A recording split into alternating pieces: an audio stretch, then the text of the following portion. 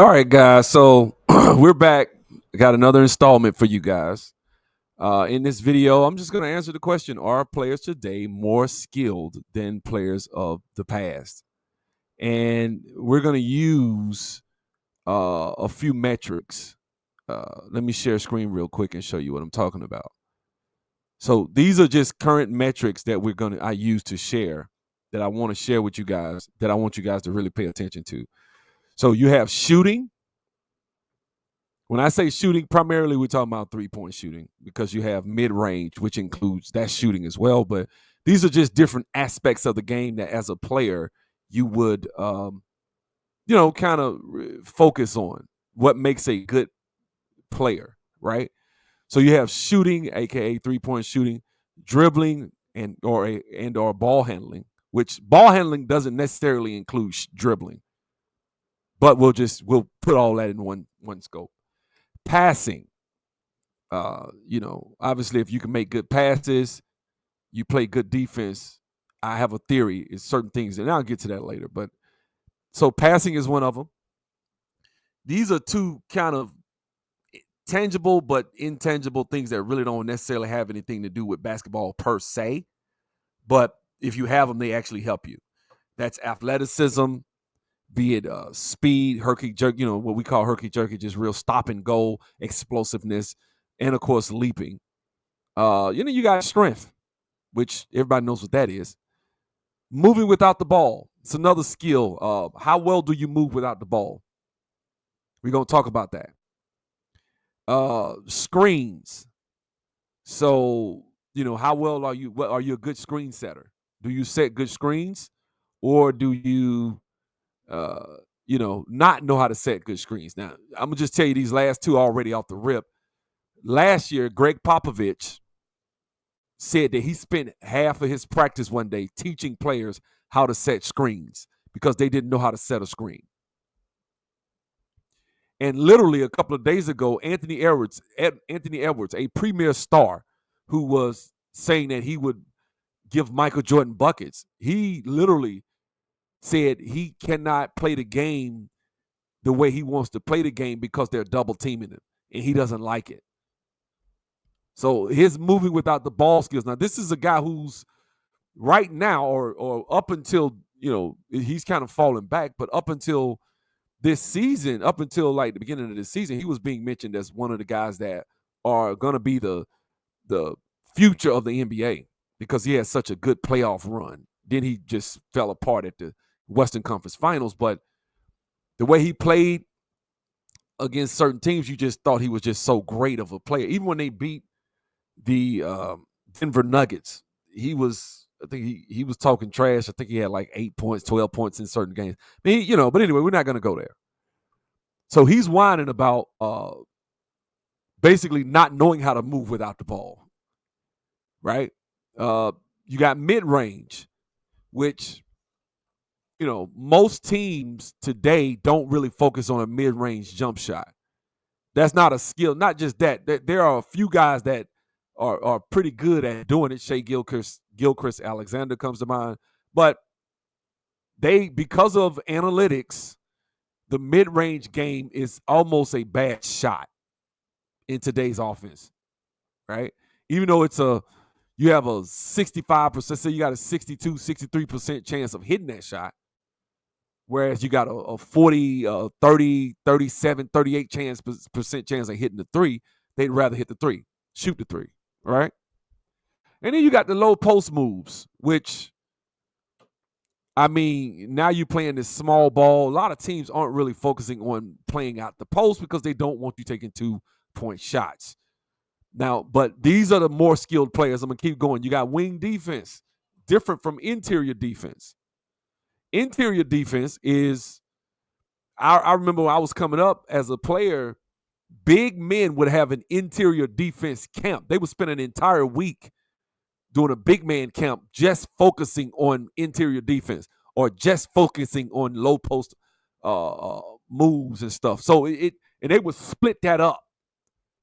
It was that big of a deal to know how to play in the post and how to play interior defense, how to play wing defense, how to deny passes, how to force the man to go where you want him to go, different things like that, right? So these players are more skilled today, even though Adam Silver himself said that they have literally stopped focusing on 50% of the game. They don't even play defense. Not only do they not play defense, this is the commissioner of the game told Kevin Garnett that he did that he doesn't want them playing defense. So this idea of being more skilled when you literally are ignoring 50% of the game, where a guy who is 40-some years old, literally telling people, LeBron James just turned 40, just said he thinks he could play another 5 to 7 years because the game is not physical. The game is not, they don't play defense. And he can stand around on defense, and we can see him right there standing around on defense, screaming because his man scored and pointing fingers at his teammates, and no one has anything to say. We've seen this, right? Thanks to Angry Old Hoops fan breaking down film, hours and hours of film. We've seen this guy consistently. That's the only way you can say that at 40 years old, that you think you can play another 5 to 7 years, is because you think you can play in a league where they're not hand checking, where they're not being physical, where you're not having to fight to get a rebound, where most of your rebounds are chase downs, where you literally box out 1.3 times a game. That's literally how many times he actually has to box out to get a rebound, right? These are the types of things we don't take into account. And, of course, rebounding is a skill. So that's another thing. Well, I guess it's, they're more skilled rebounders. They're more skilled defenders, right? They're more skilled mid-range shooters. They're more skilled in the low post, right? When you look at the totality of what the game of basketball is, and you get past just dribbling and shooting, right? Let's take out the three-point shooting, and let's take out ball handling. What else do they dominate in? And I'm about to show you they're not better shooters. They actually work just as, they're actually right on par with the shooters of the 90s. But I just did that to show you guys, these guys are not more skilled. It is a myth. They're not more skilled basketball players. So let me see if I can, what I'm going to do now is I'm going to share screen again. But this time I'm going to share screen with two different windows. Let's see. Right here. All right, so what you see right here is the last season of 2022-2023, 2023-2024 NBA season. The teams averaged 114.2 points per game, league average. The worst team in the NBA averaged 105. That was the Memphis Grizzlies. The three-point percentage, because they're supposed to be better three-point shooters than they were in the 90s, 36.6%. Right? So I want you to remember those numbers. Now let's go back to the 97-98 season. Three-point percentage, 34.6. So 3 points, but they averaged 95 points a game on average. The highest team in the league at that time was the Los Angeles Lakers. They were 105 points per game. So the Memphis Grizzlies, the worst team in the league, averages more points than the best team in the league in 1997-98 season. Let's do something. Let's go back a couple of years. I want to go back to I think it was 95-96 season. Because I want you to see something in three-point percentages. This year they averaged right on par, 36.7, and this is 36.6. So they have better shooting percentages back during this season. So there are seasons in the 90s. Let's keep going. Let's go to the next season, 96-97. They shot 36%. So, I mean, what we're noticing and what you won't hear is that these guys, you hear that they're better shooters. Well, the math doesn't say so. They're not better shooters. Well, they're just better players, because look at the average field goal percentage in the 90s. They only averaged 45% from the field. These guys average, 47. Ooh, that's still on par. That's pretty bad. I didn't know that. So you're looking at 47%. So they right on par field goal percentage, but they're averaging more points because they're taking more threes. Right? They're shooting more threes, right? They're literally per game attempting 35 threes a game, whereas in the 90s, in that 90, 95, 96, 96, 97, in that 96, 97 season, they only attempted less than half of that. In fact, let's go back to the 95 season. 95, 96. Yeah, still around 16. So the field goal percentages were not really any different. So are they? So let's go ahead and scratch this whole better shooters. We can go ahead and scratch that. They're not better shooters. That's just the bottom line. Now, some of this stuff you have to go into conjecture and say, okay, they're better ball handlers though, because they you got big guys 6'9", 6'10" that can run point now. Well, that's not exactly true, because there were 6'8", 6'7", 6'8", 6'9" point guards like Hardaway and guys that were great ball players back in the day. If you don't ask a Vin Baker from the Seattle Supersonics from back in the day to average to dribble, and you got him running small forward and he's doing other things, then that's what it is. I don't think that means you're better, because this is the thing you got to understand. How many of these guys are really good ball handlers today if they were getting hand checked? If you could hand check them, if you could get up as a defender in these guys' faces and put your hands on them like they could in the 90s, would these guys be as good a ball handlers as they are today? Would Victor Wembanyama, he can put the ball on the floor. I'm not going to say he can't. He can put the ball on the floor. But would Wemby be as effective as a ball handler if you could put your hands on him, given how weak he is? Given what I'm saying, and I saw a video by I forget that guy's name.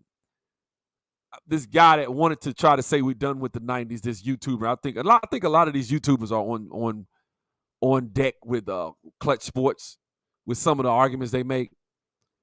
And so he's saying that these guys just weren't that good. And one of the reasons he's saying that they weren't that good in the 90s, he literally said that at the beginning of his video, was that the reason they're not that good, they weren't that good in the 90s, they literally would dribble, would have that with their body turned to the side and literally cutting off their court awareness, court vision for the entire court, for half the court.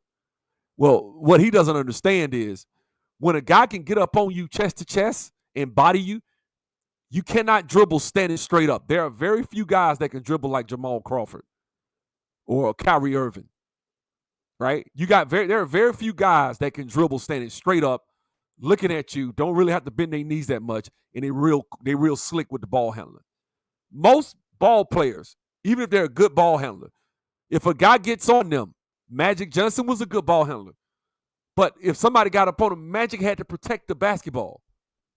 So you have to but the fact that you have YouTubers today that go back and watch footage of a guy dribbling up court and try to make an assessment about the entirety of a whole decade of basketball, not understanding the ins and outs of the way the game was played back then, and then he makes a sweeping statement saying that these guys were not that skilled back in the 90s. I saw video footage from years ago. I never forget this. When Kobe was in his heyday, I would never forget this. When Kobe was doing this thing, I saw video footage of a young guy, and this is what happens with young players. They see a guy from a previous generation. They say, well, this guy said literally, well, in the 90s, if you could dunk, you were an all-star. He literally said that. This was the type of disrespect that you see coming to older generations of ball players. Now, I'm going to go ahead and tell you guys right now, they're not better shooters. We see it right here in writing. They're not better shooters. The verdict remains to be seen if they're really better ball handlers. It really does. The verdict remains to be seen. Well, no, they better ball handlers. They can put the ball on the floor. These kids are coming up nowadays, they're not playing the traditional roles. And so in the traditional roles back in the day, the power forward didn't put the ball on the floor, or the center didn't put the ball on the floor until you played pickup. All that went out the window. I played pickup basketball more than I played organized. I played organized basketball, but I played pickup basketball 7 days a week, year round, pretty much. That was my thing, right? Wherever I went to play basketball, if you are big and you get the rebound, how many bigs you saw going coast to coast in the gym? That was not a new phenomenon. I played with Willie Mitchell from Michigan. Willie Mitchell was playing with me. We lost. We got beat to sleep. I was in Birmingham. And we got beat to sleep, got ran off the court. Willie Mitchell getting the rebound because he's Willie Mitchell. He trying to run. You got 2 or 3 guys that are better ball handlers than him, but he wants to run point because he can handle the ball. And we got beat real fairly handily and got kicked off the court, and it was a gym full of people. I was really upset. But the reason I'm not impressed with these guys today is because what you see in AAU and what you see in NBA, in certain things, when you see all these bigs putting the ball on the floor, you saw it in the gyms in the 90s where guys was putting the ball on the floor. It's not like you didn't see a big guy that would put the ball on the floor in the 90s. It's not like guys would get the ball and chin the ball and wait for the point guard and then go walk up and run the trailer behind the point guard. It wasn't like we didn't play that way. When you play pickup, and if it's 30 people on the sideline and y'all getting beat and the big man get the rebound, everybody just fill the lane. We just go. If he can handle it, he can handle it. If he can't, somebody will come get it from him. But 9 times out of 10, most guys I played with that were north of 6'8", they'll get the rebound. If they could put it on the floor, they would. It's just that we never saw anybody that was allowed to do that. They were not allowed. The big man in the 90s was not allowed to do that. But to say that they're better ball handlers today than they are back then, 2 things. Are they being hand checked? No. Do they have the freedom of movement in play? Yes. So you can't touch him at all. So now you got guys that just play. I mean, when I played ball in my day, if you wasn't bodying the man and putting your hand and putting that forearm on him and trying to play some D, you wasn't playing defense. We call that matador defense. That's why these guys are able to stand straight up and throw a move and blow by a guy now, because he can't get down, get wide, and put his forearm on him and force him where he wanted to go. So now you got guys, if that's it, listen, if I played in a situation where a guy couldn't touch me, man, you in trouble. And that's what you see with guys like Dame Lillard and James Harden. These guys, they were able to benefit from the freedom of movement, flopping in different situations. The flopping was introduced by Vlade Divac, right? And I remember people dragging him for doing it, saying it was weak, and these European players are flopping. They used to talk like that. Then it caught on with the American players. They were flopping. There's a difference in selling the foul and flopping. Coaches tell you sell the foul. When you go in there, he hits you, you got to sell the foul. But if you go in there and the dude ain't touch you at all and you just, like LeBron does or other people, then that's not good for the game of basketball, because you're not being a real true competitor. So let's go back to this chart again. So dribbling, I'm just going to put a question mark here because we really don't know. There's really no way you can say, better yet, let's let them have it. Let's let them have it. Let's let them have ball handling. Right? Passing is another thing. What type of offense do you have to be a better passer in? An offense where you come down and jack a 3 and you only just passing somebody after they ran off a screen, or somebody running a triangle offense, or an offense where you got guys in the post and you have to make interior post passes, or you have to making an interior post pass. If you got to be careful, because if the guy's a good defender, he's going to get his hands on it, which will lead to more turnovers. So you're going to have more turnovers when you're when you're forced to run in a real offense where you're trying to get a good shot. moving the ball around till you get a good shot. That the more times you pass, the more times you'll have turnovers, the more times it's harder. I think it's easy if you come down, dribble. 4 seconds left. Back 4 steps, I get to travel 4 or 5 steps back and shoot a jump shot. That's not the same. That's James Harden's offense. That's LeBron James's offense. That's any offense with LeBron James. You just got to stand around on the wing and wait for the jump shot. I'm sorry, I don't think we have – the verdict is really not out on if they're better passers. So we're going to leave that up there. We're going to put a question mark right here. Are they better passers? We don't know. Right?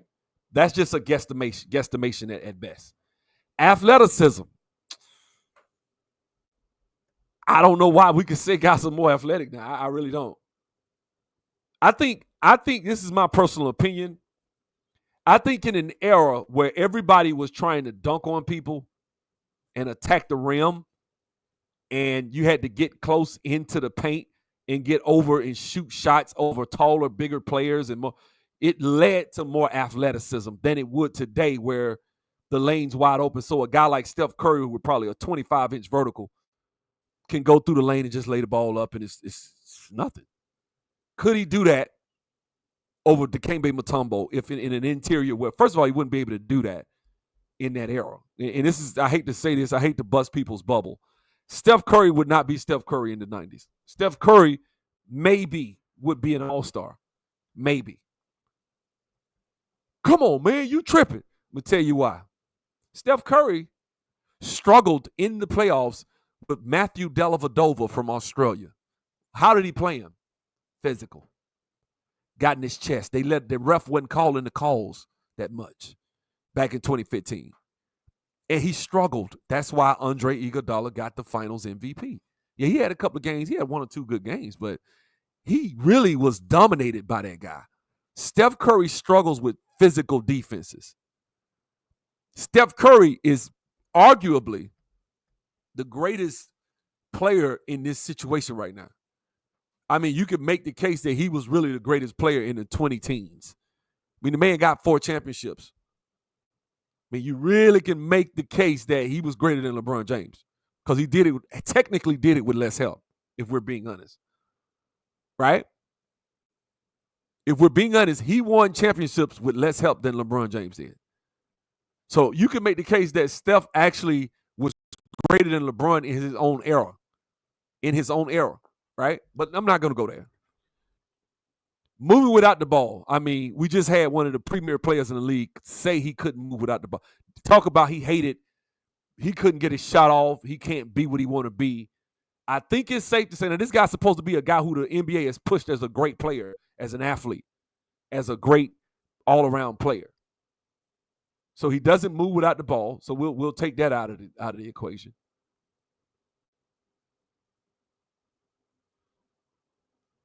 And athleticism, I'm going to put a question mark there. Strength, I mean, we ain't going to even play these games. Of course not. There's no need to be strong. You got it. Why you need strength? You got guys like Draymond Green out here bullying people. Somebody would have been picked Draymond Green up in the 90s and threw him on his neck. Easily. But anyway, screen setting. Well, we got Greg Popovich literally saying that guys couldn't set screens. He had to teach people how to set screens in practice. So I think it's safe to say that this one was scratched out. There is no mid-range game. That's considered a bad shot. That's a scratch out. They don't take low post shots. That's a scratch out. Okay. We don't play defense because we have the freedom of movement. Okay, that's gone. Rebounding. Well, people, I mean, and you see this with LeBron James, right? Every time LeBron James attacks the basket, people have to stand there and let him get to the lane. You have to. You cannot press him on a shot. You can't, to make his shot more difficult. He just has to miss the shot. That's the only way. He just has to miss the shot. Otherwise, he's not going to, So I honestly, I'm going to just put a question mark about rebounding. We'll leave question marks where they need to be put, right? Rebounding, maybe. Okay, we don't know. I'm sorry. I think that they actually were more physical in the 90s, and by just the sheer fact that they played interior defense, rebounding was actually more difficult, and rebounders were more hard-earned in the 90s. So let me take that back. I'm sorry. Well, you're biased. No, you can look at the film and see these guys in an all-star game battling over rebounds, bro. In an all-star game. Interior defense, they don't play defense. First of all, there is no interior moves. There are no interior moves, and they're not playing interior defense. And then you got screen setting. Well, we already talked about that. I mean,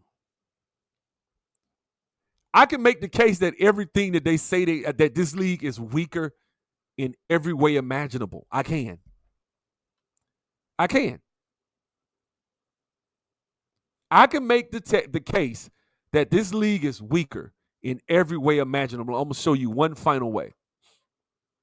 This is this season right here per game. This is last year. League leaders. Oh, I shouldn't have done that. I should have hit all NBA. There we go. All NBA. So I want y'all to look at something. LeBron James is third team All NBA. He has Anthony Davis, who's second team All NBA and first team All Defense. What do you think Michael Jordan would have done at the Wizards with a second team All NBA and first team All NBA Anthony Davis? What would he have done? What would he have done with D'Angelo Russell getting points off the bench, with Austin Reeves and all these other role players, Rui Hachimura? What type of leadership would he have had? Well, we don't have to guess. We don't? No, we don't have to guess at all. I'll show you. We don't have to guess. We'll see what happened when Michael Jordan came in. Okay, let's go down here. Michael Jordan. Okay, that's the MVP. We're going to go to his Wizards years. This is the Wizards team right here. This is the 2001-2002 roster. Their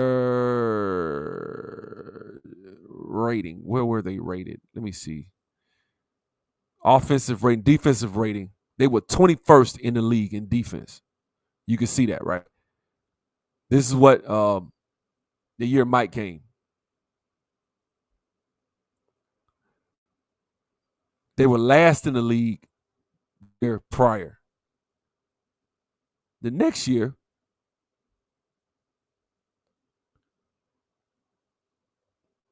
they were 18th in the league, middle of the pack.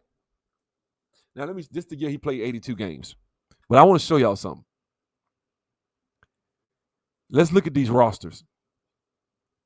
You got Michael Jordan. You got Courtney Alexander, Kwame Brown, Hubert Davis, Rip Hamilton. You got Brendan Haywood, Popeye Jones, Christian Laettner, Tyrone Lue, Tyrone Nesby, Bobby Simmons, Jahidi White, Etan Thomas, and Chris Whitney. Right? So you got these guys. They are the players on this team. This is with Michael Jordan. Previous season, let's look at the roster. Because all they did was add Michael Jordan. That's all they did. Courtney Alexander, they had Calvin Booth. Hubert Davis was still there. I don't know who that guy is. Rip Hamilton, Juwan Howard was there. They were last in defense. Popeye Jones. So they lost a lot of players.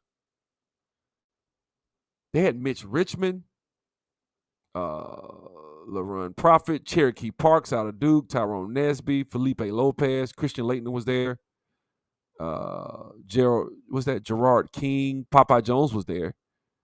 We had Jahidi White was there. Rod Strickland was there out of DePaul.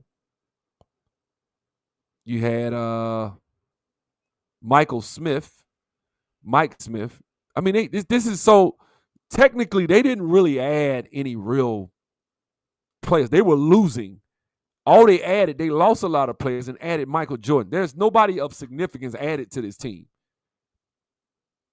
Mike came in and moved them from last in the league up 8 slots. And when he came back that last year when he played 82 games, they were a middle of the pack defense. Come on, man. This is acting up. So let me do this again. There we go. They didn't really have that many pieces on this team, man. They had Stackhouse, who wasn't really known for defense. So added him defensively, but he never could step up and take over on that team. And that's it. Juan Dixon, Larry Hughes. What if, just hear me out. What if I put Anthony Davis on here and give him a former All-Star, D'Angelo Russell? What do you think would happen? Because this team, and let me go back. I'm going to go back. And what I'm doing right now is I'm talking about leadership and the type of leadership he brought to that locker room and how those guys were really, looking at, because he only played 53 games that year. Didn't even start 7 of them, right? I mean, out of the 60. So if you look at those games and look at what he did, this is his Wizards year. This is comparable to the year of LeBron, what LeBron has right now. LeBron, he didn't have the talent. But what you constantly see from people is people tearing down Michael Jordan saying, well, at this age, Michael didn't have this. At this age, look at the roster. Not one of those guys is even a Hall of Famer, I don't think. I don't even know if Rip Hamilton's a Hall of Famer. He might be. I don't know. Rip Hamilton might be a Hall of Famer. Maybe. That's a big maybe. Other than that, I don't think he really had anything else after that. None of these guys are Hall of Famers, man. Stackhouse, he was on. He had one or two good years. That's it. He didn't have nobody. He didn't have no All-Stars. Let me hold on. Were these guys even All-Stars? Let's see.